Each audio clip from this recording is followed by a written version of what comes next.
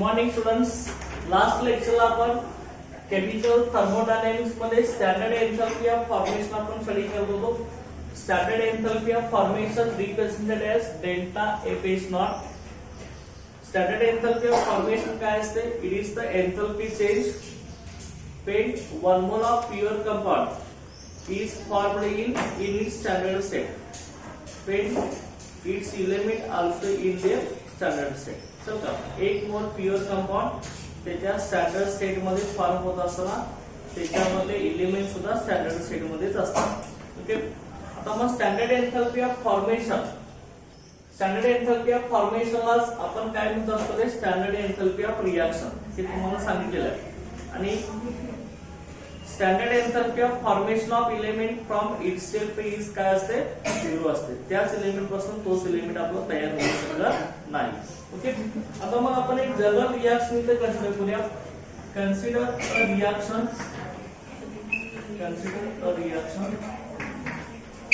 ते रिएक्शन आपण एक घेऊया याच्यामध्ये A plus B equals C plus D. हे अशी आपली जनरल एखादी केमिकल रिएक्शन आहे.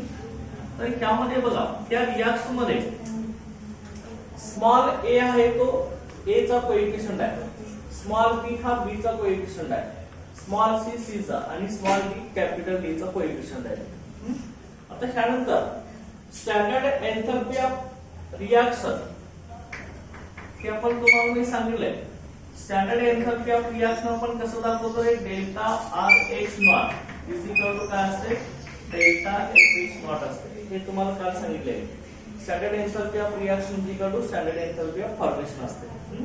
आता मग तुम्हाला स्टँडर्ड एंथॅल्पी ऑफ फॉर्मेशन काढायची असेल तर ती कशी काढली ते बघा. स्टँडर्ड एंथॅल्पी ऑफ फॉर्मेशन किंवा standard enthalpy of reaction it is the sum of standard enthalpy of formation of product minus sum of standard enthalpy of formation of reactant. Okay, प्रोडक्टच्या एंथॅल्पीची सम ह्याच्यामधून रिएक्टंटच्या एंथॅल्पीची सम काय करायची? Minus करायची. आता स्टँडर्ड एंथॅल्पी ऑफ फॉर्मेशन मध्ये स्टँडर्ड एंथॅल्पी ऑफ रिएक्शन मी काय लिहितो? डेल्टा एच नॉट असं लिहितो. स्टँडर्ड एंथॅल्पी ऑफ फॉर्मेशन बघा इथं standard enthalpy of formation is equal to. आता ही फाइंड आउट कशी करायचं बघा. Standard enthalpy of formation. आता आपल्या याच्यामध्ये प्रोडक्ट कुठले आहेत? सी आणि डी आहे ना. इथे कसं लिहिणार बघा? ह्याची सम करायचं. ह्याची आपल्याला सम करायचं. कोण आहे आपला? सी आणि डी ना. स्मॉल सी आपला कोएफिशिएंट आहे सी चा. इथे काय असणार? स्टँडर्ड एंथॅल्पी ऑफ सी लक्षात घ्या. H नॉट म्हणजे काय? आपला standard enthalpy of C element किंवा C सबस्टन्स प्लस काय असणार? Small d standard enthalpy of D element चे मायनस. त्याला मायनस काय करायचं असणार? Standard enthalpy sum of standard enthalpy of reactant. Okay, रिएक्टंटचं बघा. A standard enthalpy of A small a standard enthalpy of substance A plus small b standard enthalpy of substance B. तर का ही असणार लक्षात. आता मग त्यामध्ये बघा standard enthalpy of formation of reactant आणि प्रोडक्ट्स आहे. त्यामध्ये काय असणार आहे बघा. यामध्ये डिफरन्स आपण आता इथे घेणार आहे.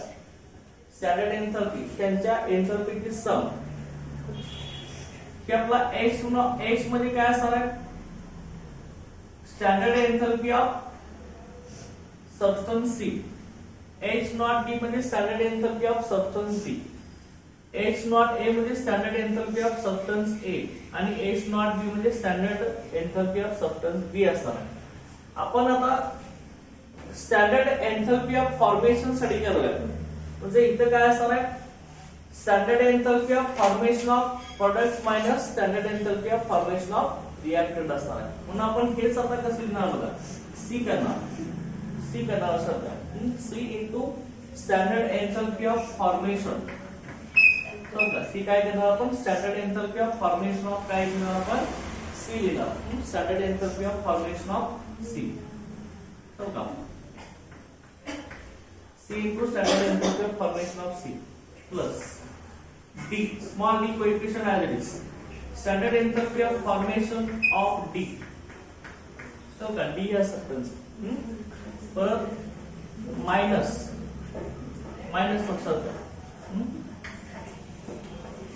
Standard enthalpy of formation of A. A has substance is standard enthalpy of formation plus small b coefficient as it is, standard enthalpy of formation of B. तर लक्षात लिहायचं कारण का स्टँडर्ड एंथॅल्पी ऑफ फॉर्मेशन ही काय असणार आहे आपली, standard enthalpy of formation of product आणि standard enthalpy of formation of reactant ह्याच्यातली काय असणार आहे, डिफरन्स असणार आहे. ओके, आता मग हेच आपण आता कसं लिहिणार असतं, त्यामध्ये प्रोडक्टच्या standard एंथॅल्पीची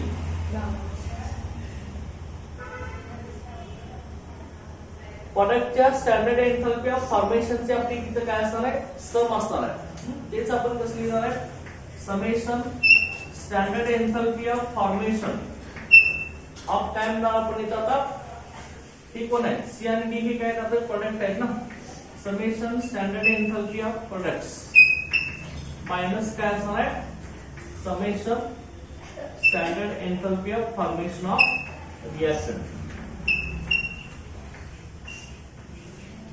okay, summation standard enthalpy of formation of reactant. Okay, हा आपला फॉर्म्युला आहे स्टँडर्ड एंथॅल्पी ऑफ फॉर्मेशनचा. लक्षात घ्या, हे आपल्याला लक्षात ठेवायचं. Standard enthalpy of formation is equal to काय असणार आहे, sum of standard enthalpy of product minus sum of standard enthalpy of reactant. Okay, हे लक्षात ठेवायचं. या फॉर्म्युला आपण standard enthalpy of formation find out करत असतो. ओके, हे लक्षात ठेवायचं.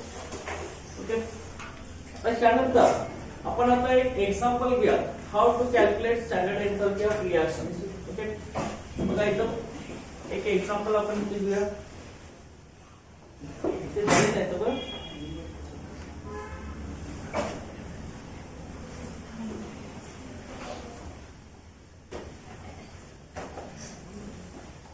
बघा एक्झाम्पल आपण इथे घेऊया, calculate standard enthalpy of reaction.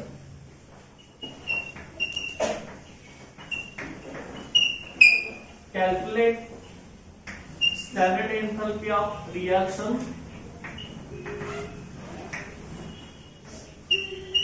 Okay, calculate standard enthalpy of reaction. Reaction आपल्याला दिलेलं आहे 2CH8 gas plus 7O2 gas. Okay, it gives 4 CO2 gas plus 6 H2O liquid. Okay, हे आपली रिएक्शन दिलेली आहे. Given that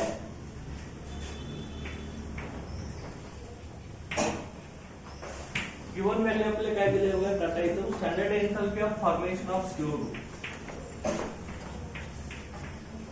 standard enthalpy of formation of CO2 ची value दिलेली आहे -393.5 kilojoule per mole. Okay, standard enthalpy of formation of H2O -285.8 kilojule per mole and standard enthalpy of formation of C2H6 -84.9 kilojule per mole. हे value आपल्याला दिलेले आहेत. Okay, हे value सगळे आपल्याला दिलेले आहेत. स्टँडर्ड एंथॅल्पी ऑफ रिएक्शन आपल्याला फाइंड आउट करायचं आहे. आता स्टँडर्ड एंथॅल्पी ऑफ रिएक्शन म्हणजे काय असते रे, स्टँडर्ड एंथॅल्पी ऑफ फॉर्मेशन असते. लक्षात घ्या, ही आपली standard enthalpy of reaction, standard enthalpy of formation is equal to काय असते, स्टँडर्ड एंथॅल्पी ऑफ रिएक्शन असते. इक्वेशन तुम्हाला माहित आहे. तर स्टँडर्ड एंथॅल्पी ऑफ फॉर्मेशनचा फॉर्म्युला पण आपण इथे लिहिलेला आहे. Summation standard enthalpy of product minus summation standard enthalpy of reactant. तर रिएक्शन तर आपल्याला ऑलरेडी दिलेलं आहे. इथं फक्त आता व्हॅल्यू पुट अप करायचं आपल्याला. बघा प्रोडक्ट कोण आहे आपला 4CO2 आणि 6H2 हा प्रोडक्ट आहे. आणि आपला याच्यामध्ये रिएक्टंट C3H8 आणि O2 आहे. आता मग प्रोडक्टच्या स्टँडर्ड एंथॅल्पी ऑफ फॉर्मेशनचे सम करायचं आहे. आपल्याला standard enthalpy of formation of CO2 दिलाय. पर मोल म्हणले एका मोल साठी व्हॅल्यू दिली आहे. Standard enthalpy of formation of H2 दिलाय आणि standard enthalpy of formation of C2H8 दिलेला आपल्याला. C2H6 आहे ना, C2H6 नाही. किती काय दिलं? C2H8 केले का? C2H6 आहे ना, C2H6 घ्या. मग याच्यामध्ये आता आपण आता इथं फॉर्म्युला तर आहे standard enthalpy of formation summation standard enthalpy of products म्हणजे प्रोडक्टच्या स्टँडर्ड एंथॅल्पी ऑफ फॉर्मेशनची सम याच्यामधून रिएक्टंटच्या स्टँडर्ड एंथॅल्पीची सम आपण काय करणार आहे मायनस करणार आहे. आता प्रोडक्ट्स आपले बघा CO2 आणि H2. आता लिहा किती CO2 आहेत 4 आहेत ना. 4 into standard enthalpy of formation 4 into standard enthalpy of formation of CO2 plus किती आहे वाटर 6 आहे. 6 into standard enthalpy of formation of water standard enthalpy of formation of water okay minus so काय हे minus आता standard enthalpy of reactant यांची सम. इथं C2H6 2 आहे. Coefficient इथं 2 इकडे येणार. 2 into standard enthalpy of formation of C2H6 okay plus कोण आहे 7 into standard enthalpy of formation of O2 okay. अशा रीतीने आपला हा फॉर्म्युला तयार झाला. आता इथे बघा तुम्हाला गिवन डाटा मध्ये standard enthalpy of formation of CO2 दिलेला आहे. ही एका मोल साठी दिले किलोजूल पर मोल. इथं मोल्स किती आहेत CO2 चे 4 मोल्स आहेत. त्यामुळे 4 न मल्टिप्लाय करणार. 4 into काय असणार आहे मायनस 393.5 तर का किलोजूल पर मोल. लक्षात आहे का की अशा रीतीने असणार आहे ओके. किलोजूल पर मोल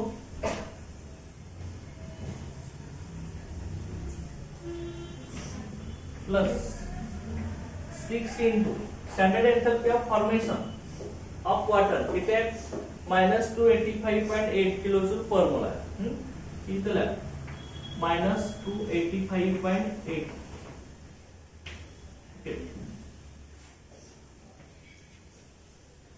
इकडे मायनस बघा 2 into C2H6 standard enthalpy of formation minus 84.9 आणि इतर 7 into काय असणार आहे standard enthalpy of formation of O2 दिलाय का. Standard enthalpy of formation of O2 दिलाय का गिवन डाटा मध्ये नाही ना. किती घे असते मग standard enthalpy of formation of O2 दिलेलं आहे ना. म्हणजे standard enthalpy of formation of O2 किती घेतोय आपण काल सांगितलंय आपण लिहून दिले. Standard enthalpy of formation of element from itself is 0. चल का ऑक्सिजन पासून ऑक्सिजन तयार होऊ शकत नाही. त्यामुळे standard enthalpy of formation of O2 काय असणार आहे 0 असणार लक्षात घ्या. हे तुम्हाला मी सांगितले का हे 0 आलं. इथं कोणी असू द्या Cl2 असू द्या L2 असू द्या त्यानंतर कुठलाही एलिमेंट असू द्या लक्षात घ्या. कार्बन असू द्या सेपरेट H2 असू द्या त्यांची स्टँडर्ड एंथॅल्पी ऑफ फॉर्मेशन काय असणार आहे 0 असणार आहे. त्याच एलिमेंट पासून तोच एलिमेंट तयार होऊ शकत नाही. आता मग ही टोटल क्वांटिटी 7 into 0 ते 7 झालं तर का फक्त आता ह्यांची आपल्याला ऍडिशन करायचं आहे मल्टिप्लाय करून. आता ब्रॅकेट मध्ये 4 into minus 393.5 याचं जे आपल्याला आन्सर इथं मिळणार आहे बघा याच्यामध्ये तर सिम्प्लिफिकेशन करून आपल्याला किती येणार इथलं -1574 हे येणार आहे -1574 आणि हे ब्रॅकेटच्या बाहेर गेल्यावर तर मायनस सिंबल आहे प्लस मायनस मायनस होईल. तर हे तर 4 ने याला मल्टिप्लाय केलं हे मायनस येईल ना 1574 आणि इथं हे प्लस मायनस मायनस 6 into 2 85.8 याची व्हॅल्यू किती आहे बघा 1714.8 चल का 0.8 प्लस हे आपलं 2 आता दुसरं इथं बघा दुसरं आपलं इथं किती येणार हे मायनस मायनस इथं काय होणार इथला मायनस आणि इथं पण मायनस आहे ना मायनस मायनस प्लस होईल 2 into 84.9 याचं जे आन्सर आहे आपलं 169.8 आहे चल का हे आपल्याला परत सिम्प्लिफाय करायचं आहे याचे किती बघा मायनस मायनस हे प्लस होईल minus minus plus minus symbol यांचे ऍडिशन होईल प्लस त्याच्यामध्ये हा ऍड झाला तर आपल्याला किती येणार -3119 किलो जूल तर काय एवढी आपली काय येणार आहे standard enthalpy of formation of reaction येणार आहे स्टँडर्ड एंथैल्पी ऑफ रिएक्शन तर का स्टँडर्ड एंथैल्पी ऑफ रिएक्शन तर का हे अशा पद्धतीने आपल्याला मिळणार आहे लक्षात आहे तुम्हाला स्टँडर्ड एंथैल्पी ऑफ फॉर्मेशन कसं काढायचं असतं ना ओके त्या पॅटर्न मध्ये आपण काढायचं लक्षात घ्या फॉर्म्युला ही लक्षात ठेवायचं रिएक्टंट आणि प्रोडक्टच्या एंथैल्पीची सम करायचं नंबर ऑफ मोल्स त्याला मल्टिप्लाय करायचं ओके लक्षात आहे ना standard enthalpy of combustion sorry formation तर त्यानंतर नेक्स्ट आपण आता याच्यामध्ये बघूया standard enthalpy of combustion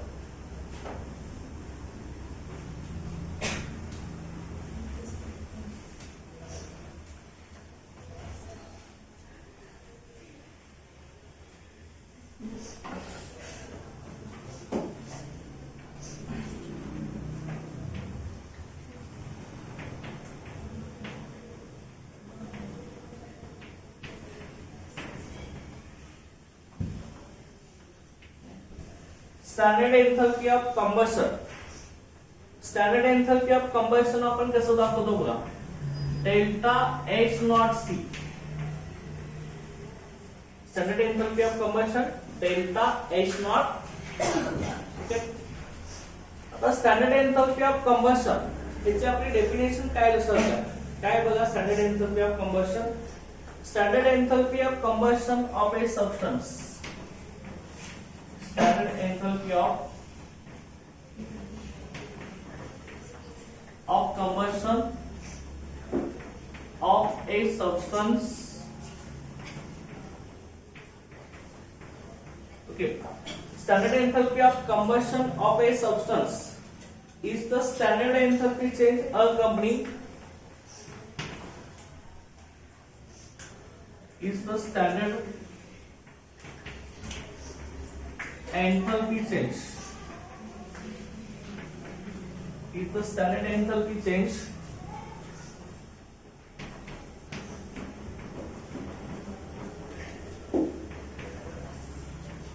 okay standard enthalpy change accompanying a reaction in which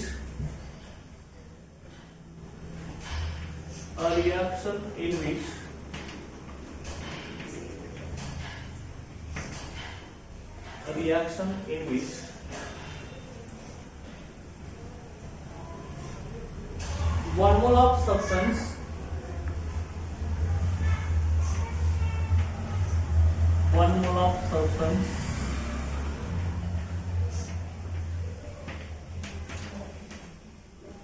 okay a reaction in which 1 mole of substance in its standard state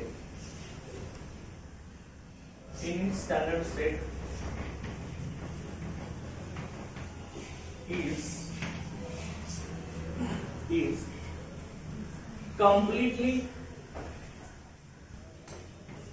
completely oxidized or completely burnt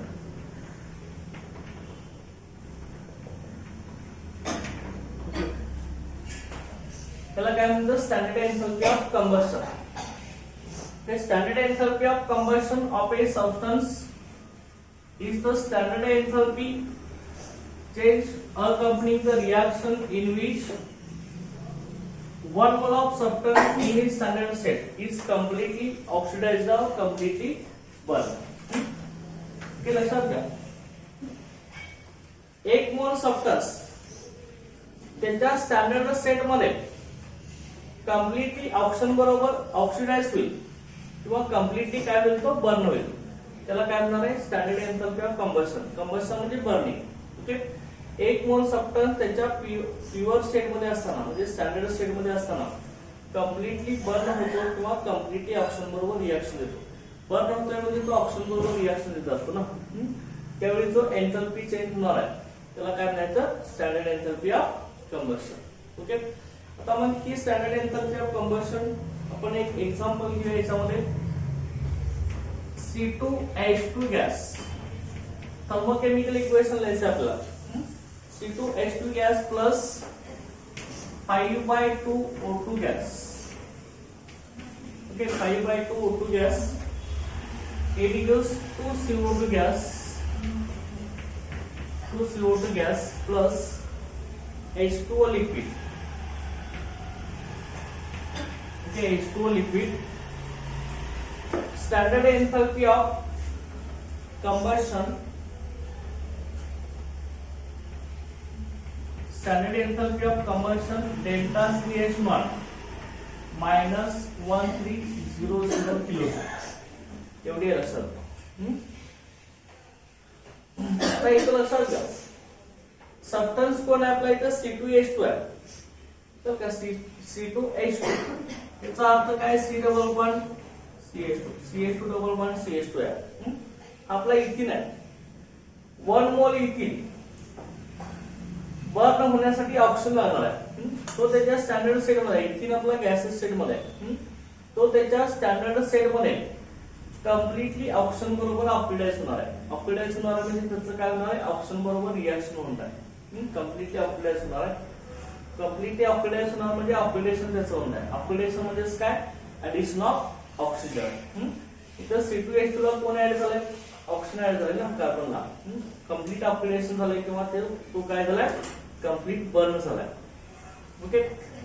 असं का कुठलाही एक मोल substance त्याच्या standard state मध्ये oxygen बरोबर complete oxidise होईल म्हणजे ऑक्सिजन बरोबर ऑक्सिडेशन रिएक्शन देईल किंवा ऑक्सिजन बरोबर रिएक्शन झाल्यावर तो कम्प्लिटली बर्न होणार, त्यावेळी एंथॅल्पी चेंज होणार आहे. त्याला स्टँडर्ड एंथॅल्पी ऑफ कंबशन असं म्हणायचं. लक्षात येईल ना. स्टँडर्ड एंथॅल्पी ऑफ कंबशन काय असणार आहे 1 मोल सबस्टन्स त्याच्या स्टँडर्ड स्टेट मध्ये कम्प्लिटली बर्न होणार आहे किंवा ऑक्सिजन बरोबर कम्प्लीट रिएक्शन देणार आहे. त्याला काय म्हणायचं स्टँडर्ड एंथॅल्पी ऑफ कंबशन. ते आपण कसं दाखवणार डेल्टा CH नॉट. पण ती स्टँडर्ड एंथॅल्पी ऑफ कंबशन ह्या रिएक्शनची किती आहे -1300 किलोजूल. आता लक्षात घ्या पुढे याच्यामध्ये स्टँडर्ड एंथॅल्पी ऑफ कंबशन जी आहे स्टँडर्ड एंथॅल्पी ऑफ कंबशन ही स्टँडर्ड एंथॅल्पी ऑफ कंबशन ज्या पद्धतीने आपण स्टँडर्ड एंथॅल्पी ऑफ रिएक्शन किंवा स्टँडर्ड एंथॅल्पी ऑफ फॉर्मेशन काढत असतो त्याच फॉर्म्युल्याने ही सुद्धा फाइंड आउट केली जात असते. लक्षात घ्या त्याच फॉर्म्युल्याने फाइंड आउट केली जात असते. Okay. Standard enthalpy of combustion हे फॉर्म्युला कुठला आहे ना सांगा मग. कुठला फॉर्म्युला असणार आहे स्टँडर्ड एंथॅल्पी ऑफ फॉर्मेशनचा जो फॉर्म्युला आहे तो स्टँडर्ड एंथॅल्पी ऑफ कंबशनचा असणार आहे. लक्षात घ्या the standard enthalpy of combustion आणि स्टँडर्ड एंथॅल्पी ऑफ फॉर्मेशन यांची व्हॅल्यू आपली सेम असते. लक्षात घ्या कारण का फॉर्म होत असताना सुद्धा एनर्जी काय होत असते रिलीज होत असते बाहेर पडत असते आणि कंबशन होत असताना म्हणजे बर्न होत असताना एनर्जी बाहेर पडत असते. म्हणजे स्टँडर्ड एंथॅल्पी ऑफ कंबशन आणि स्टँडर्ड एंथॅल्पी ऑफ फॉर्मेशन या दोघांच्या व्हॅल्यू आपल्या निगेटिव्ह असतात. लक्षात घ्या ते लक्षात द्यायचं. आता मग स्टँडर्ड एंथॅल्पी ऑफ कंबशन हे जसं आपण standard enthalpy of combustion delta CH not is equal to काय असते स्टँडर्ड एंथॅल्पी ऑफ रिएक्शन असते. Same standard enthalpy of formation सारखं. आता स्टँडर्ड एंथॅल्पी ऑफ कंबशन हे आपण आता कसं काढणार बघा फॉर्म्युला आपला सेम आहे. Standard enthalpy of combustion is equal to काय असणार आहे समेशन काय असणार आहे फॉर्म्युला रे सांगा standard enthalpy of combustion standard enthalpy of combustion कुणाचं प्रोडक्टचं मायनस काय असणार standard summation standard enthalpy of combustion of reactant. चल का त्या फॉर्म्युला आपण स्टँडर्ड एंथॅल्पी ऑफ कंबशन काढू शकतो आपण. Standard enthalpy of combustion is equal to standard enthalpy of reaction असते. ओके, लक्षात बघा हाच फॉर्म्युला यूज करायचा. आता इथं फक्त स्टँडर्ड एंथॅल्पी ऑफ फॉर्मेशन मध्ये काय होतं, इथं एक होतो ना, डेल्टा एफ नॉटच्या ठिकाणी डेल्टा सीएच नॉट करायचं. लक्षात बघा हा एवढाच डिफरन्स आहे. आता आपण एक एक्झाम्पल याच्यामध्ये घेऊया. बघा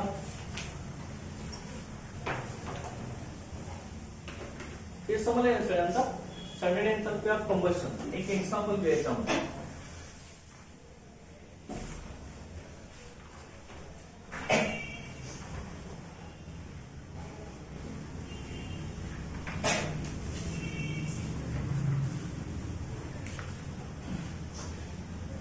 बघा याच्यामध्ये इस्टिमेट एक एक्झाम्पल घेऊ आपण. Estimate the standard enthalpy of combustion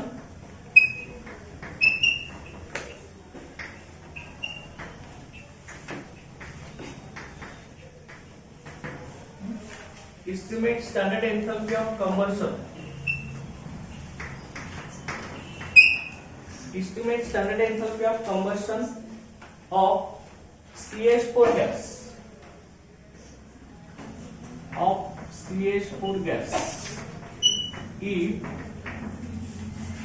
If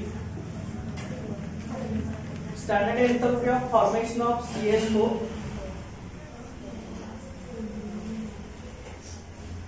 if standard enthalpy of formation of CH4 standard enthalpy of formation of CH4 याची व्हॅल्यू दिलेली आहे आपल्याला. Standard enthalpy of formation of CH4 ची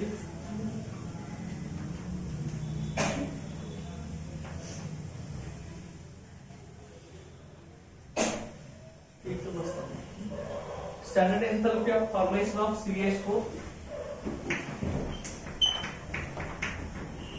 ही व्हॅल्यू दिलेली आहे आपल्याला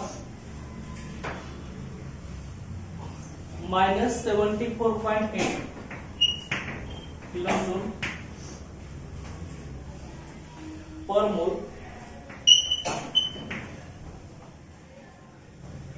standard enthalpy of formation of CO2 standard enthalpy of formation of CO2 -393.5 kilojoule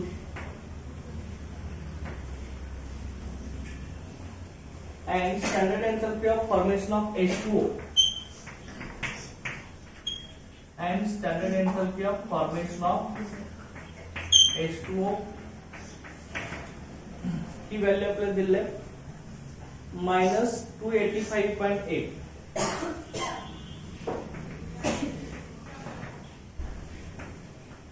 kilojoule per mole. Okay, आता लक्षात घ्या याच्यामध्ये standard enthalpy of formation is equal to standard enthalpy of combustion असते. समजा इज इक्वल टू काय असते आपली standard enthalpy of reaction. Okay, आता लक्षात की ह्या फॉर्म्युल्यामध्ये स्टँडर्ड एंथॅल्पी ऑफ कंबशन आपण काढणार आहे. इथं standard enthalpy of combustion of product minus standard enthalpy of combustion of reactant असं म्हटलेलं आहे. तर लक्षात घ्या रिएक्टंट मधला इथं आपला कोण आहे CH4 चा आपल्याला कंबशन करायचं आहे. म्हणजे CH4 आपला रिएक्टंट आहे. इथं आता CH4 पर्यंत कसा तयार होतो त्याची स्टँडर्ड एंथॅल्पी ऑफ फॉर्मेशन माहिती असेल तरच आपण स्टँडर्ड एंथॅल्पी ऑफ कंबशन काढू शकणार आहे. पण ह्याच फॉर्म्युल्यामध्ये आपण चेंजेस काय करतोय सेम स्टँडर्ड एंथॅल्पी ऑफ हे आहेच शुद्ध स्वरूप चालते. Standard enthalpy of formation of product minus काय असणार आहे standard enthalpy of formation of reactant. Okay, मग आता इथे काढू शकता standard enthalpy of combustion same formula आपण यूज करणार आहे. Standard enthalpy of combustion of reaction ही काय असणार आहे summation standard enthalpy of formation of reactant products minus summation standard enthalpy of formation of products. Okay, बघा याच्यामध्ये आता तुम्हाला व्हॅल्यू दिलेले काय असणार आहे बघा. प्रोडक्ट आपल्याला आता कुठला आहे ते माहित पाहिजे. Standard enthalpy of combustion of CH4 चं तुम्हाला थर्मोकेमिकल इक्वेशन लिहिलं पाहिजे. बघा इथं कसं लिहिणार तुम्ही CH4 थर्मोकेमिकल इक्वेशनच्या गाईडलाईन्स आपण सांगितले.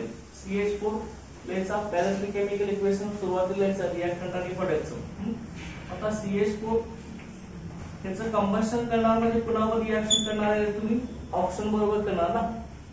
कंबशन म्हणजे ऑक्सिजन बरोबर रिएक्शन करणार आहे. मग आता ह्याच्यापासून काय मिळणार आहे तुम्हाला? कुठलाही हायड्रोकार्बन बर्न केला की CO2 आणि H2O मिळत असतं आपल्याला. इथं काय मिळणार तुम्हाला? CO2 plus H2O. हे पहिल्यांदा बॅलन्स करून घ्या. बॅलन्स आहेत का बघा. ही बॅलन्स इक्वेशन लिहायचं कंबशनचं. बॅलन्स आहे का बघा. बॅलन्स नाही. इथं हायड्रोजन 4 आहे तर 2H2 करून घेतलं बॅलन्स केलेलं आपण. कार्बन एकच आहे. ऑक्सिजन इकडे बघा किती झाले 2 आणि 2 4 झाले. त्यासाठी इथे काय घ्यायला लागेल 2O2 घ्यावं लागेल. ती balanced chemical equation for combustion of methane झाला आपण. आता मग ही थर्मोकेमिकल इक्वेशन एवढंच घेऊन चालणार नाही. काय केलं पाहिजे त्यांची फिजिकल स्टेट लिहिली पाहिजे ब्रॅकेटमध्ये. मिथेनची स्टँडर्ड फिजिकल स्टेट किंवा स्टँडर्ड थर्मोडायनामिक स्टेट काय असणार आहे? गॅस असणार आहे. ऑक्सिजनची कुठली असणार? गॅस. CO2 कुठला असणार आहे? गॅसेस स्टेट मध्ये. आणि वॉटरची स्टँडर्ड थर्मोडायनामिक स्टेट लिक्विड. आणि परत काय लिहिलं असतं रिएक्शनच्या राईट हँड साइडला स्टँडर्ड एन्थॅल्पी ऑफ रिएक्शन म्हणजे स्टँडर्ड एन्थॅल्पी ऑफ कंबशन ही तुम्हाला दिलेली नाही. ही फाइंड आउट करायचं लक्षात. ओके अशा तिन्ही इक्वेशन तुम्हाला लिहायला लागणार लक्षात घ्या. तरच तुम्हाला ही करता येणार आहे. नाहीतर नंबर ऑफ मोल्स किती आहेत ते माहित करणार नाही ना. ती व्हॅल्यू जी दिलेली असते ती पर मोलची असते लक्षात घ्या. एका मोलची. ही स्टँडर्ड एन्थॅल्पी ऑफ कंबशनचं रिएक्शन तुम्हाला लिहिली पाहिजे मिथेनचं कंबशनची. तरच तुम्हाला कोणाचे मोल्स किती आहेत हे समजणार आणि त्याच्यावर आपण ही फॉर्म्युला यूज करून काढणार आहे. आता बघा मग ह्याच्यामध्ये आता काय काय नाही बघा. स्टँडर्ड एन्थॅल्पी ऑफ कंबशन मध्ये आपले प्रोडक्ट्स कोण आहेत? CO2 आणि H2 आहे. इथे काय नाही बघा. Standard enthalpy of formation of products कोण आहे ना? CO2 आहे. CO2 चा काय एक मोलच आहे ना म्हणून मी इथं 1 इंटू केलेलं नाही. डायरेक्ट मी इथे काय लिहिणार आहे? CO2 लिहिणार. लक्षात प्लस दुसरा कोण आहे आता? H2 आहे. H2 चे मोल्स किती आहेत? 2 आहेत. 2 इंटू काय करणार मी? Standard enthalpy of formation of H2O. समजा का त्याला ही ब्रॅकेट करायचं. ते प्रोडक्ट मायनस रिएक्टंट आहे ना. मायनस परत बघा रिएक्टंट मध्ये कोण आला आता? CH4 आणि O2 आलाय. CH4 चा मोल्स किती आहे? 1 मोल्स आहे ना. ते 1 मोल आहे. त्यामुळे 1 into standard enthalpy of formation of CH4 झाला. ओके प्लस कोण आहे आता रिएक्टंट आणखी? O2 आहे. O2 चे मोल्स किती आहेत? 2 आहे ना. बघा 2 इंटू काय असणार आहे? Standard enthalpy of formation of O2. अशा पद्धतीने हे आपलं आता ही पॅटर्न मध्ये आपण अरेंजमेंट केलेलं आहे. तर standard enthalpy of formation of CO2 तुम्हाला दिलेला आहे. इथे तुमची 393.5 सध्या इथे लिहा मायनस 393.5 समजा प्लस काय इथं 2 आहे ना. आता 2 into standard enthalpy of formation of H2 किती आपली? H2 ची किती आहे बघा मायनस 285.8. मायनस 285.8 ही वॉटरची. ही एका ब्रॅकेट मध्ये आता रिएक्टंटचे झाले. मायनस दुसरा ब्रॅकेट मध्ये फक्त CH4 आहे. CH4 ची स्टँडर्ड एन्थॅल्पी ऑफ फॉर्मेशन किती दिली आपल्याला? मायनस 74.8 किलोजूल दिलेले आहे. हे तर तुम्ही लिहू शकता minus 74.8 kilojoule plus 2 into standard enthalpy of formation of O2 किती असते? 0 असते. ही काय दिली नसते. तुम्हाला सांगितलंय standard enthalpy of formation of element from itself is 0. O2 असेल, Cl2 असेल, N2 असेल, H2 असेल या सगळ्यांची काय असणार आहे? 0 असणार. तर 2 इंटू 0 हे 0 झालं. आपल्याला इथं बघा की R it is minus 393.5 plus तर ह्यांचं 2 इंटू हे करायचं. हे सिम्बॉल इथं मायनसच इथे येत आहे. चा आन्सर किती आहे बघा आपल्याला यामध्ये डायरेक्ट येणे आता आन्सर आपल्याला दिलेला आहे. ते किती आहे बघा त्यामध्ये मायनस 890.3. ते सिम्प्लिफिकेशन तुम्ही करा सगळे बरं का. ओके हे आन्सर किती आपलं मायनस 2 सॉरी -890.3 किलो जूल. चल का हे आपलं काय असणार आहे standard enthalpy of combustion of reaction असणार आहे. ओके कसं अशा पद्धतीने स्टँडर्ड एंथॅल्पी ऑफ कंबशन आपल्याला काढायचं आहे. समजा तुम्हाला standard enthalpy of formation, standard enthalpy of reaction आणि standard enthalpy of combustion. Okay तर त्यानंतर नेक्स्ट आपण आता स्टडी करणार आहे बॉन्ड एंथॅल्पी. ते बॉन्ड एंथॅल्पी आणि रिएक्शन एंथॅल्पी आपण स्टडी करणार आहे.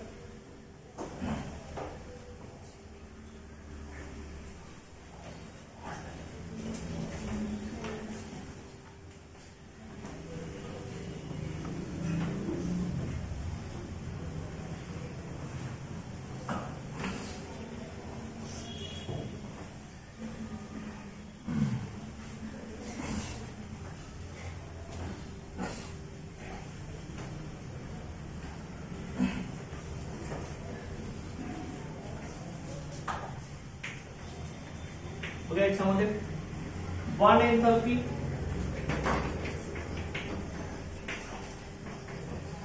बॉन्ड एंथॅल्पी. तर बॉन्ड एंथॅल्पी सुरुवातीला बघूया, त्यानंतर आपण रिएक्शन एंथॅल्पी बघूया. तर बॉन्ड एंथॅल्पी काय असणार आहे बघा. बॉन्ड एंथॅल्पी म्हणजे काय? Enthalpy change. तर enthalpy change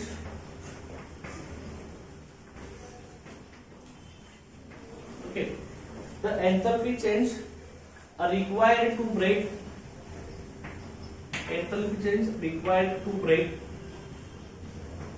okay the enthalpy change required to break particular covalent bond,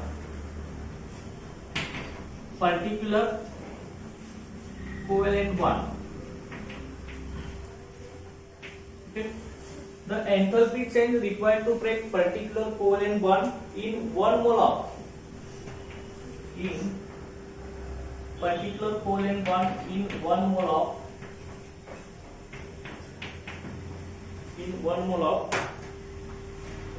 gaseous molecule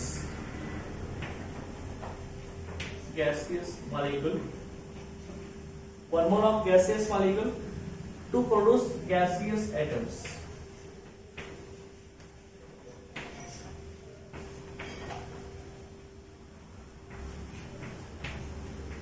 To produce gaseous atoms. To produce gaseous atoms or radicals. Okay. Is called bond enthalpy. त्याला आपण bond enthalpy असं म्हणतो. Is called bond enthalpy.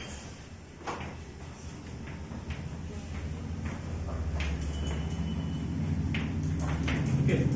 त्याला आपण bond enthalpy असं म्हणतो. Enthalpy change required to break particular covalent bond in 1 mole of gaseous molecule to produce gaseous atoms or radicals. Okay, is called bond enthalpy. एखाद्या gaseous मॉलिक्युलच्या 1 मोल मधील covalent bond break करण्यासाठी लागणारी energy किंवा एंथॅल्पी त्याला आपण काय म्हणणार आहे बॉन्ड एंथॅल्पी. बॉन्ड एंथॅल्पी म्हणजे बॉन्ड एनर्जी. चल का ओके दोन एटम मध्ये एक बॉन्ड असतो ना आपला. चल का दोन एटम मध्ये जो बॉन्ड असतो त्याला 1 मोल ऑफ कोव्हॅलेंट बॉन्ड असं म्हणायचं.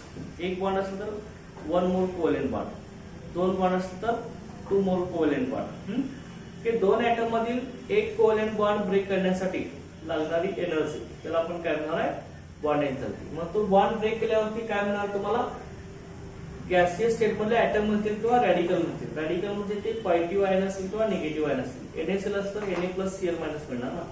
चल का अशा पद्धतीने आता इथं बघा एक्झाम्पल आपण इथे घेऊया.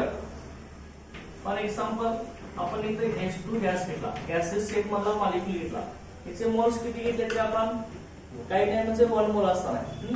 आता ह्याच्यामध्ये कोण असणार आहे H सिंगल बॉन्ड H असणार आहे ना. दोन आयटम्स एकमेकाला कोव्हॅलेंट बॉन्ड अटॅच झाले.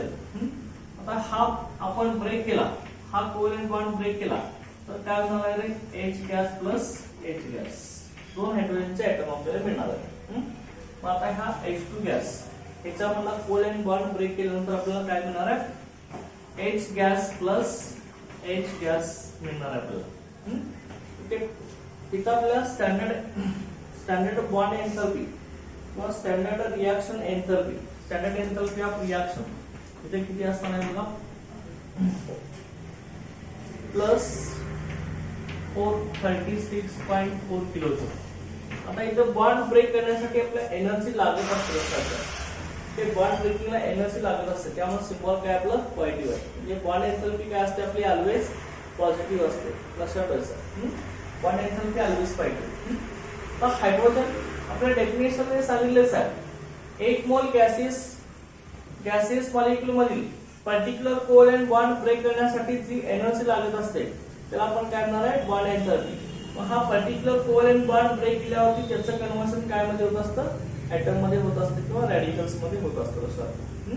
आता मग इथं बघा, हा H2 गॅस आहे, त्यातला हा कोव्हॅलेंट बॉन्ड आपण ब्रेक केलाय, तेवढे हायड्रोजनचे किती ऍटम मिळाले आपल्याला, 2 ऍटम आपल्याला मिळाले.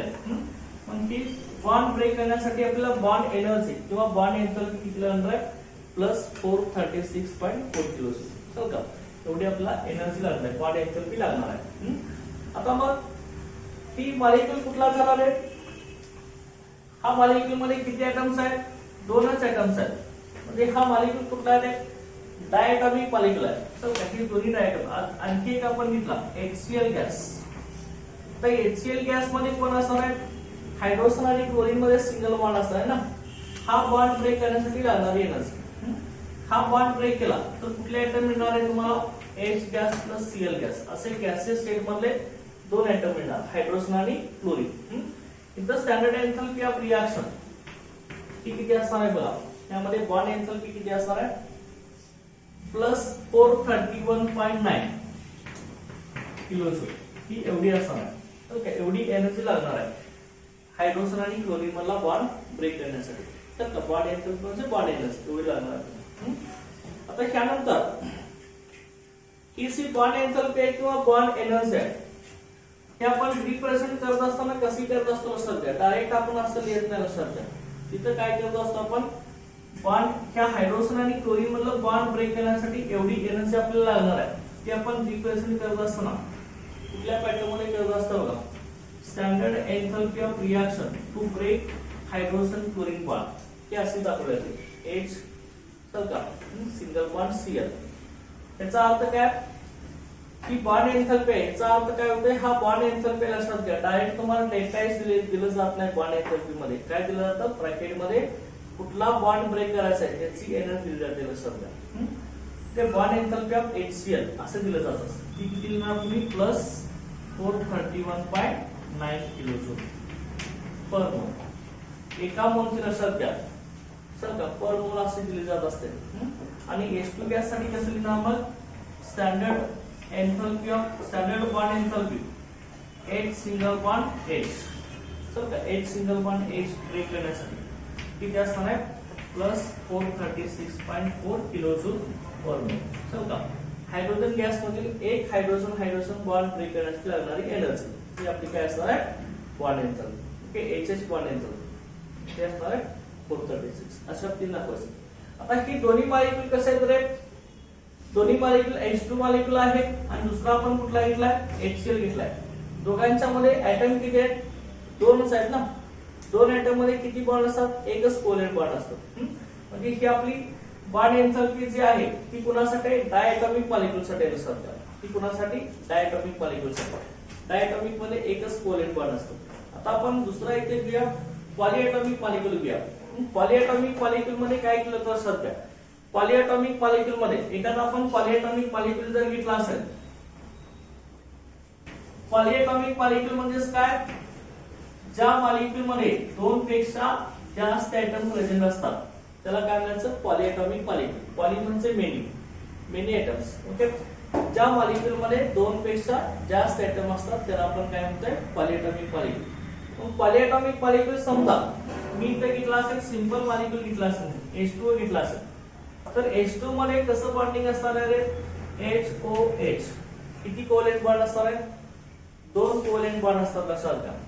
ओके, हा एक ऑक्सिजन हायड्रोजन बॉन्ड, हा दुसरा ऑक्सिजन हायड्रोजन बॉन्ड आहे. पण ही दोन्ही बॉन्ड ब्रेक करण्यासाठी लागणारी एनर्जी सेम असत नाही. लक्षात घ्या. समजा पहिल्यांदा आपण इथं ऑक्सिजन हायड्रोजन बॉन्ड ब्रेक केला की पहिल्यांदा काय बाहेर पडणार आहे, H बाहेर पडणार आहे. H गॅस प्लस OH असं आपल्याला तुम्हाला मिळेल. परंतु परत दुसरा OH बॉन्ड ब्रेक करण्यासाठी लागणारी एनर्जी सेम असेल असं काय नाही. चल का समजा पहिला बॉन्ड ब्रेक करण्यासाठी लागणारी एनर्जी आपली डेल्टा एच इथं 430 किलोजूल असेल, मग दुसरा पण OH बॉन्ड ब्रेक करण्यासाठी लागणारी एनर्जी 430 असेल असं नाही लक्षात घ्या. डिफरंट असू शकते लक्षात घ्या.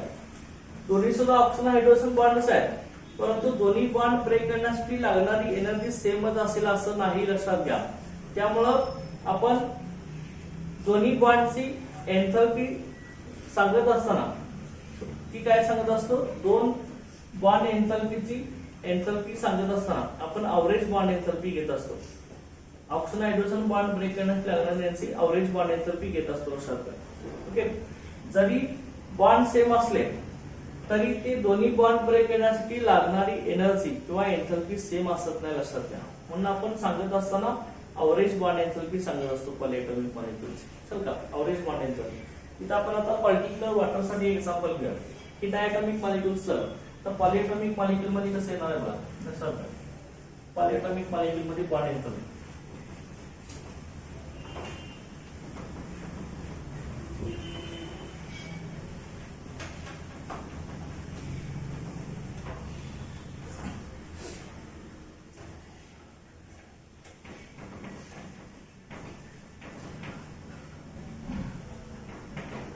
पॉलीएटॉमिक मॉलिक्युल हे पॉलीएटॉमिक मॉलिक्युल मध्ये बॉन्ड एन्थॅल्पी आपली कशी असणार आहे बघा.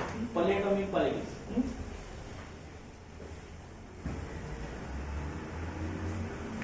पॉलीएटॉमिक मॉलिक्युल मध्ये प्रत्येक बॉन्डला स्वतःची ओन कॅरेक्टरिस्टिक बॉन्ड एन्थॅल्पी असते लक्षात घ्या. प्रत्येक बॉन्डची बॉन्ड एन्थॅल्पी डिफरंट असते पॉलीएटॉमिक मॉलिक्युल मध्ये. तर एक्झाम्पल आपण इथं सेम घेऊया H2 मॉलिक्युल. H2 मॉलिक्युल आपण घेतला असेल. H2 मॉलिक्युल याच्यामध्ये आपल्याला बॉन्ड ब्रेकिंग कसं होणार, H2 मध्ये H2 gas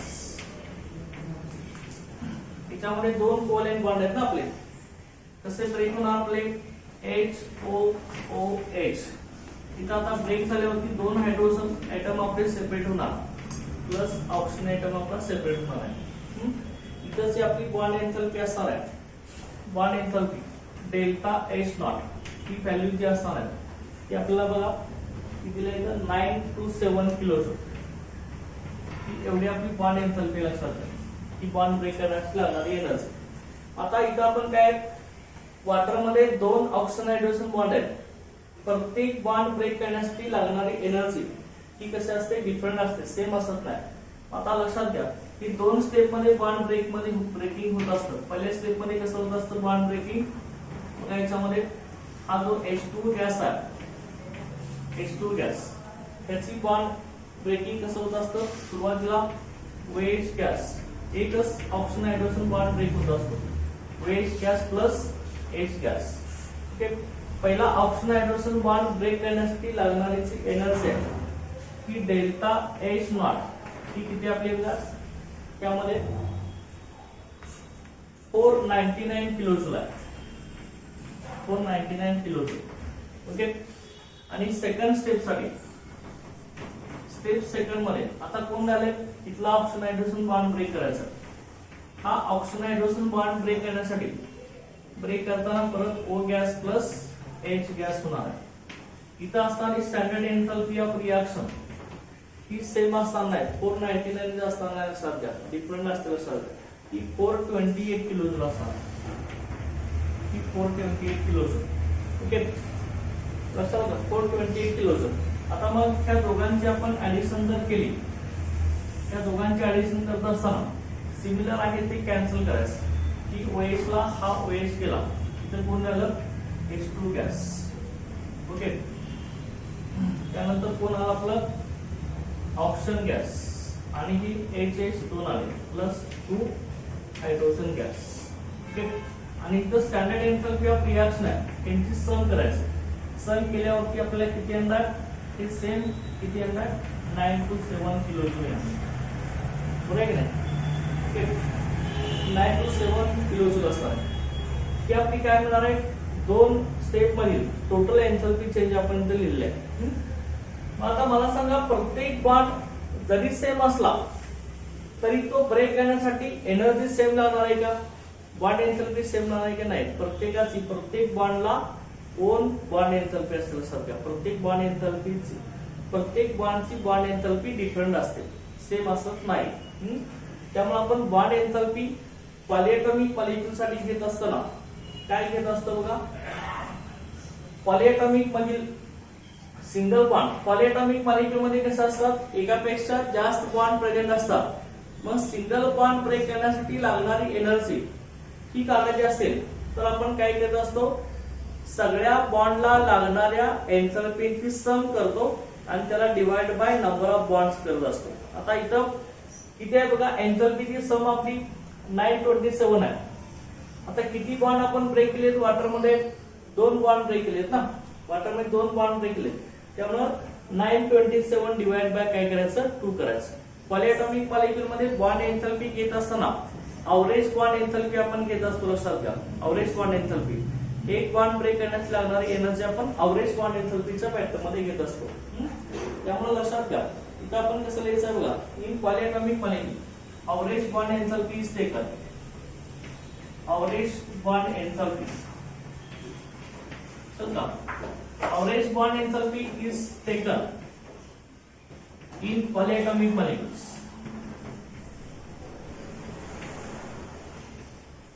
okay, polyatomic molecule मध्ये अवरेज बॉन्ड एंथॅल्पी घेतली जाते. आणखी आपण आता कशी काढणार आहे अवरेज बॉन्ड एंथॅल्पी, बघा कसं दाखवायचं बघा, डेल्टा एच नॉट ब्रॅकेट मध्ये काय दाखवायचं आहे, कुठला बॉन्ड ब्रेक करतोय वॉटर मध्ये, आपण कुठला बॉन्ड ब्रेक करतोय, ऑक्सिजन हायड्रोजन, ब्रॅकेट मध्ये ओ सिंगल बॉन्ड एच असं दाखवायचं.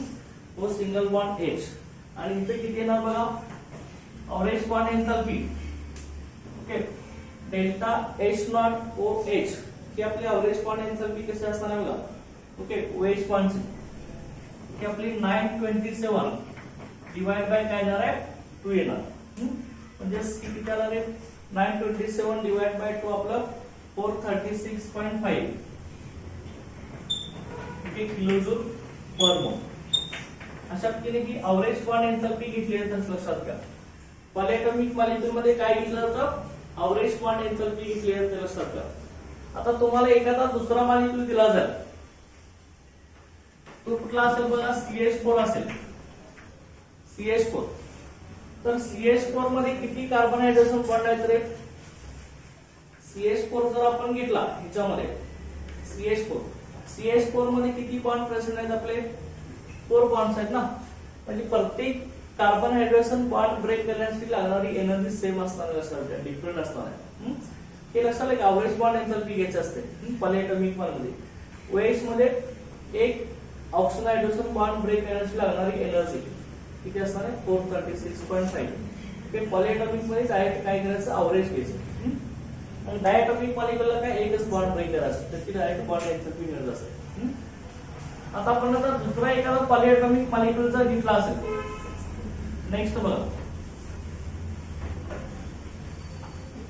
नेक्स्ट एखादा आपण पॉलीएटॉमिक मॉलिक्यूल जर घेतला असेल, समजा आपण इथे घेतला असेल मिथेन मॉलिक्यूल घेतला असेल, मिथेन मॉलिक्यूल. तर ह्या मिथेन मॉलिक्यूल मध्ये कसं असणार आहे बघा, ओके हा आपण घेतला असेल तर ह्यामध्ये बघा CH4 1 मोल आपण मिथेन मॉलिक्यूल ब्रेक करणार आहे. त्यावेळी आपल्याला ब्रेकिंग केल्यावरती किती मिळणार आहे रे, कार्बनचा एक ऍटम आणि हायड्रोजनचे 4 ऍटम आपल्याला मिळणार आहेत. बरोबर आहे की नाही, 4 ऍटम आपल्याला मिळणार आहेत. टोटल याची जी बॉन्ड एंथॅल्पी आपली स्टँडर्ड एंथॅल्पी और बॉन्ड एंथॅल्पी 1665 ओके, सर 1665 किलोजूल एवढे. चल का आता मग ही 4 स्टेप मध्ये बॉन्ड ब्रेकिंग होत असतं. चल का ही आपण लिहिलेली जी बॉन्ड एंथॅल्पी आहे ही सगळ्या बॉन्ड एंथॅल्पीची सम आहे, लक्षात घ्या सगळ्या बॉन्ड एंथॅल्पीची सम आहे. ते आता ही कशी असणार बघा, ह्यामध्ये पहिल्या स्टेप मध्ये CH4 गॅस हा कसा ब्रेक होणार आहे, सुरुवातीला एकच हायड्रोजन बाहेर पडणार ना. हे काय होणार, CH3 gas plus H gas. हे कार्बन हायड्रोजन असं बॉन्डिंग असेल ना आपलं, पहिल्यांदा एकच बॉन्ड ब्रेक होऊन बाहेर, हा पहिला बॉन्ड, राहिलं फक्त CH3 आणि H गॅस. इथं जी आपली स्टँडर्ड एन्थॅल्पी बॉन्ड एन्थॅल्पी जी असणार आहे ती आपली असणार आहे 427. किती असेल 427.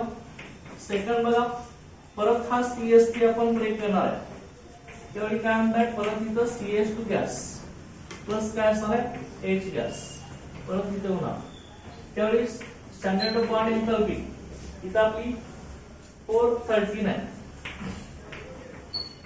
किलो जूल असणार आहे. दुसरा कार्बन हायड्रोजन बॉन्ड ब्रेक करण्यासाठी लागणारी 439 किलो जूल आहे. त्यानंतर थर्ड स्टेप मध्ये परत हा CH2 गॅस ब्रेक करायचा आहे.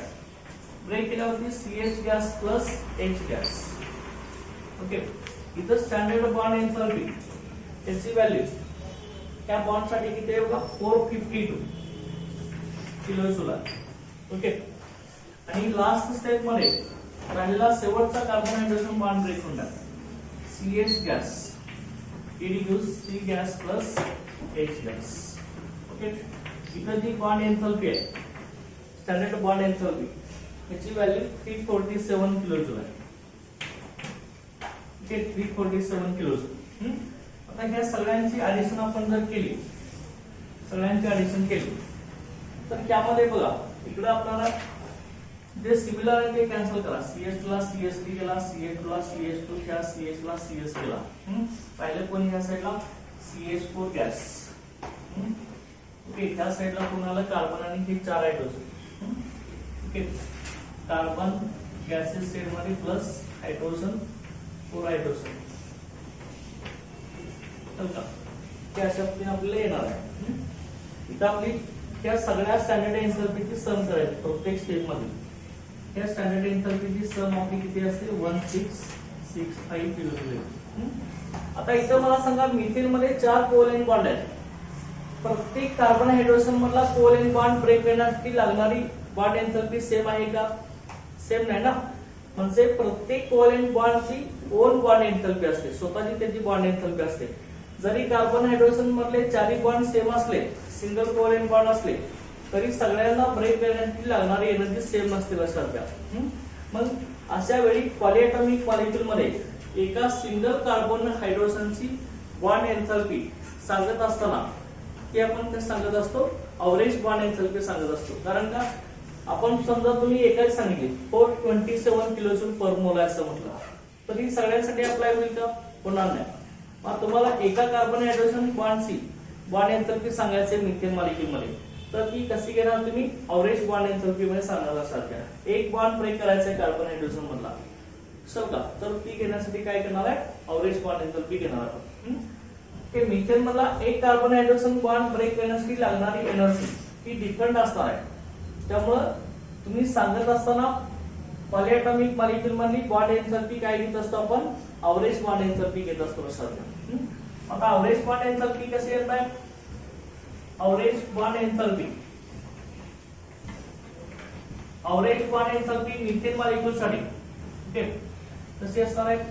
एव्हरेज बॉन्ड एन्थॅल्पी मिथेन साठी ती कशी असणार आहे? एव्हरेज बॉन्ड एन्थॅल्पी किती आपली 1665 डिवाइड बाय किती बॉन्ड्स आहेत? किती बॉन्ड ब्रेक केले? 4 बॉन्ड्स ना. त्यामुळे डिवाइड बाय काय येणार आहे? 4 येणार. ही व्हॅल्यू किती आली आपली बघा त्यामध्ये 460 किलो जूल. हे असणार आहे 460 किलो जूल. त्यामुळे आपण एव्हरेज बॉन्ड एन्थॅल्पी कसं सांगत असतो? Average bond एन्थॅल्पी the standard average bond enthalpy of carbon hydrogen bond is equal to 416 kilojoule per mole. तर का एक मोल कोव्हॅलेंट बॉन्ड ब्रेक करण्यासाठी असे लागते बॉन्ड एन्थॅल्पी असणार नसेल साहेब ना. ते किती झाली बॉन्ड एन्थॅल्पी? समजले डायटॉमिक मॉलिक्यूलची जेवढी रिएक्शन एन्थॅल्पी आहे तेवढीच बॉन्ड एन्थॅल्पी असते. पॉलीएटॉमिक मॉलिक्यूल मध्ये काय केलं जातं? बॉन्ड एन्थॅल्पी ही एव्हरेज बॉन्ड एन्थॅल्पी घेतली जात असते. तर जेवढी टोटल बॉन्ड एन्थॅल्पी आहे divide by number of covalent bond करून ती एव्हरेज बॉन्ड एन्थॅल्पी काढली जात असते. ही झाली आपली आता बॉन्ड एन्थॅल्पी. आता बॉन्ड एन्थॅल्पी नंतर नेक्स्ट आपली रिएक्शन एन्थॅल्पी. रिएक्शन एन्थॅल्पी कशी असणार आहे?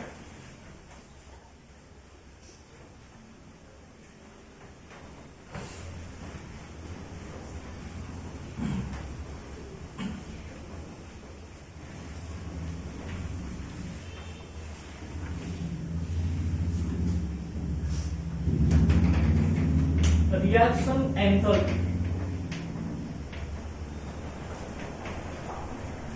रिएक्शन एंथैल्पी, तर रिएक्शन एंथैल्पी ती असणार आहे एक reaction enthalpy delta R H not.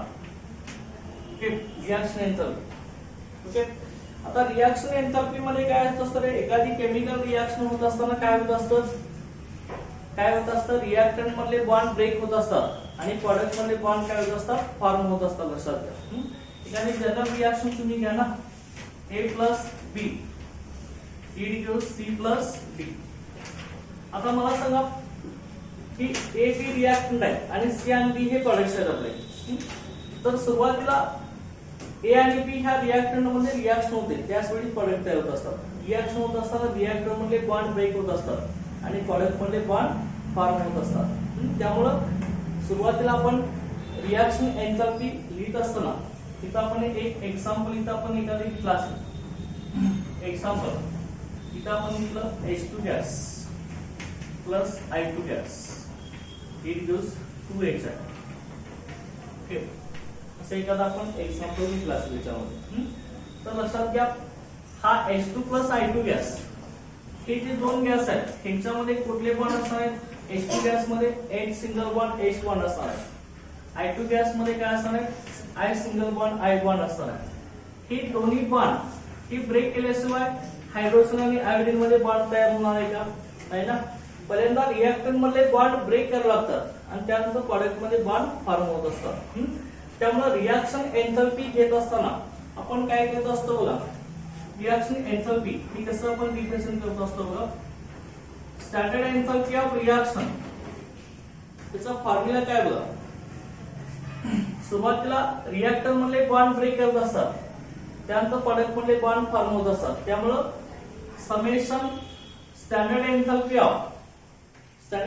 Of reactant, okay, minus summation standard enthalpy of reactant minus काय असणार आहे, summation standard enthalpy of products. इथं टोटल ऑपोजिट आहे. लक्षात घ्या, टोटल ऑपोजिट आहे. अगोदरच्या सगळ्यामध्ये काय होतं, summation standard enthalpy of product minus summation standard enthalpy of reactant होते की नाही अगोदरच्या सगळ्यांच्या मध्ये. हे लक्षात ठेवायचं, मुलांना हेच लक्षात लक्षात घ्या. तुम्हाला रिएक्शन एंथैल्पी आणि बॉन्ड एंथैल्पी काढायचं असेल तर फॉर्म्युला काय घ्यायचा, summation standard enthalpy of reactant minus summation standard enthalpy of product. हाच घ्यायचा लक्षात घ्या. तर तुम्हाला हा एक्झाम्पल जर अप्लाय करायचा असेल, summation standard enthalpy of reactant त्या H2 गॅस साठी जर लिहित असेल तर हे काय होणार आहे बघा, हे कसं होणार, स्टँडर्ड एंथैल्पी ऑफ कोण कुठले बॉन्ड्स आहेत, H2 मध्ये H बॉन्ड एकच आहे.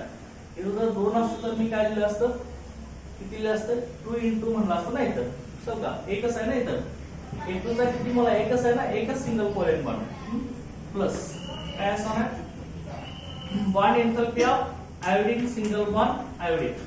ओके, मायनस इथं आता मग HI मध्ये मोल्स किती आहेत, तर HI चे दोन आहेत ना, त्यामुळे इथं किती हायड्रोजन आयोडीन बॉन्ड असणार आहेत, 2 असणार आहेत. त्यामुळे मी इथं काय करणार आहे, 2 × काय करणार आहे, स्टँडर्ड एंथैल्पी ऑफ का H सिंगल बॉन्ड आयोडीन.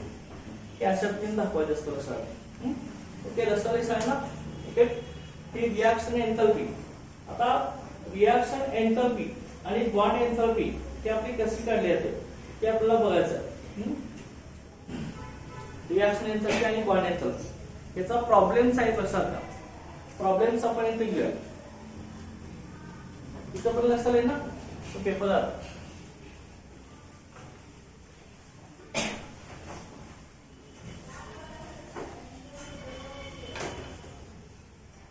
याच्यामध्ये प्रॉब्लेम घ्या. याच्यामध्ये पहिला प्रॉब्लेम आहे याच्यामध्ये calculate the standard enthalpy of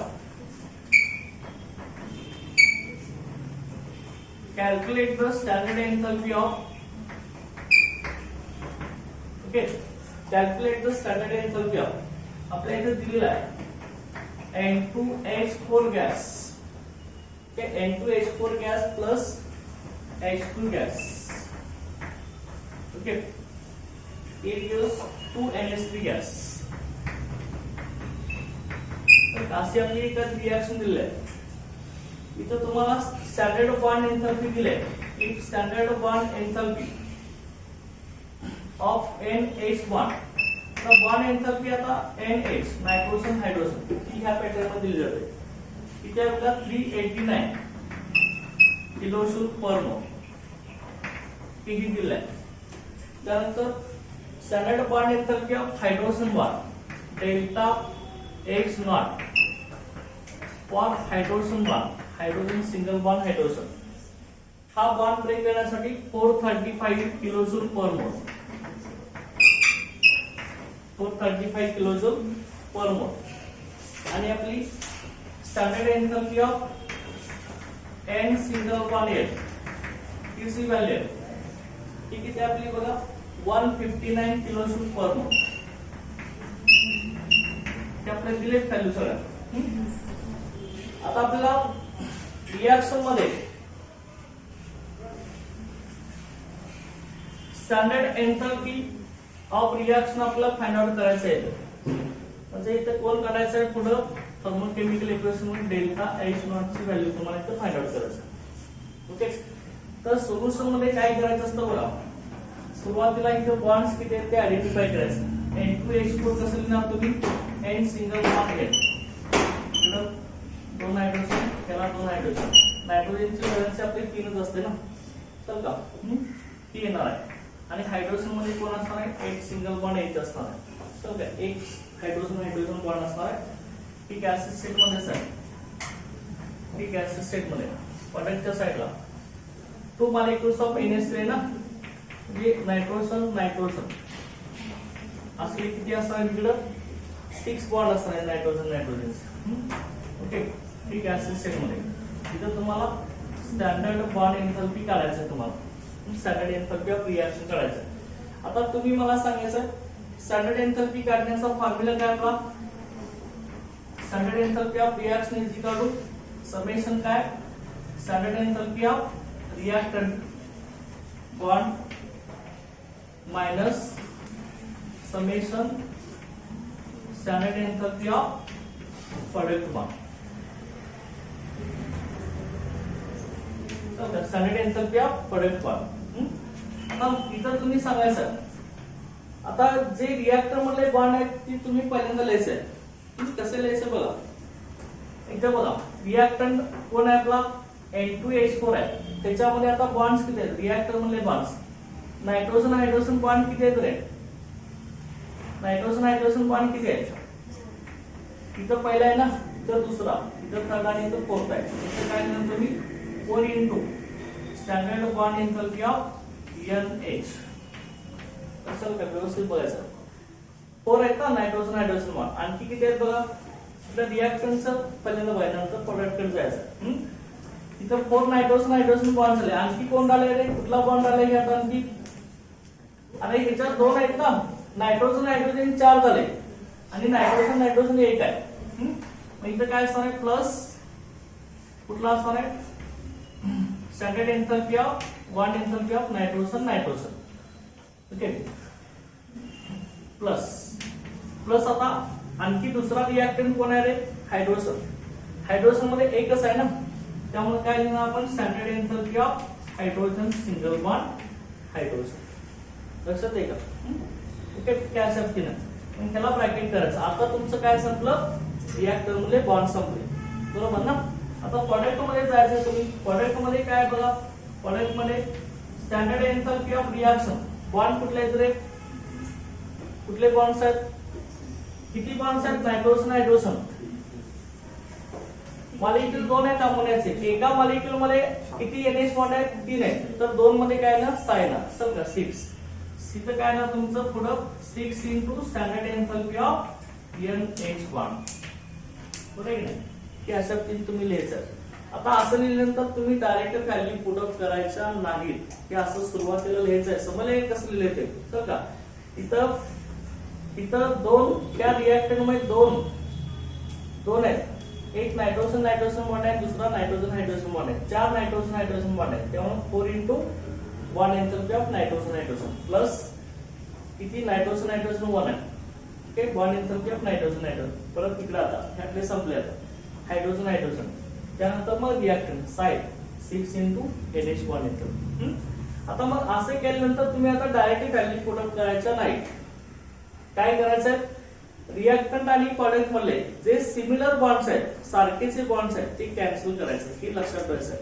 direct value put up करायच्या नाही रिएक्शन एंथॅल्पी आणि बॉन्ड एंथॅल्पी काढत असताना. हे असं बॉन्ड एंथॅल्पी लिहायची सगळे. त्यानंतर आता सिमिलर बॉन्ड्स आहेत ते कॅन्सल करायचे रिएक्टंट आणि प्रॉडक्ट मधले. इथे किती NH बॉन्ड आहेत रे, 4 आहे. आणि इकडे NH बॉन्ड किती आहेत, 6 आहे. इकडल्या 6 NH बॉन्डला इकडले काय होणार आहे, 4 NH बॉन्ड कॅन्सल होणार. आणखी काय कॅन्सल होऊ शकतंय का, राहिले कोण, NH बॉन्ड, HH बॉन्ड, तो रिएक्टंट साइडलाच आहे. इकडे आहे का, आता नाही. त्यामुळे एवढे कॅन्सल करून घ्यायचं बघा. परत हे विसरायचं नाही, चल का, मगच मी पुढे ऍडिशन करत जाणार. आता इथं बघा, इथं सगळंच केलं. कोण राहिलं फक्त इथं आता bond enthalpy of nitrogen. Delta H not N single bond N, बरोबर. त्यानंतर परत बघा आता कोण राहिले रे, delta H not H single bond N, bond enthalpy of hydrogen. आणि आता मायनस इथं काय असणार आहे, किती राहिले रे, इथं 2च राहिले ना, चल का, 2 into काय असणार आहे, bond enthalpy of nitrogen hydrogen, चल का. आता तुम्ही इथं हे ऍड करू शकताय. ओके, आता ऍडिशन करू शकताय. N आपला एकच आहे. नायट्रोजन बॉन्ड एंथॅल्पीची व्हॅल्यू तुम्हाला दिलेली आहे. किती आहे, 159. चल का, ती इथं लिहा तुम्ही 159. ओके, प्लस हायड्रोजनची पण दिलेलं आहे. किती आहे बघा, 435. चलो दुसरा आता 2 into एका हायड्रोजन बॉन्डची दिलेलं आहे. किती आहे, NH बॉन्डची 389. हे काय दिले, पर बोलाय नाही, 2 into 389. चल का, हे आपल्याला करायचं. ओके, हे सिम्प्लिफाय करत जायचं आपल्याला. हे किती येतंय बघा, 2 into 389. हे बघा -184 किलोजूल एवढी आपली काय येणार आहे, रिएक्शन एंथॅल्पी येणार असते. ही रिएक्शन एंथॅल्पी काढली आपण. आता पुढचं आहे याच्यातलं बॉन्ड एंथॅल्पी कशी काढायची ते आपण आता नेक्स्ट लेक्चरला घेऊ. समजलंय का, रिएक्शन एंथॅल्पी डायरेक्ट हा फॉर्म्युला यूज करून काढायचा आहे. तुम्हाला बॉन्ड एंथॅल्पी काढा म्हटलं असेल तर ती बॉन्ड एंथॅल्पी कशी काढायची ते आपण आता नेक्स्ट लेक्चरला घेऊ. ओके.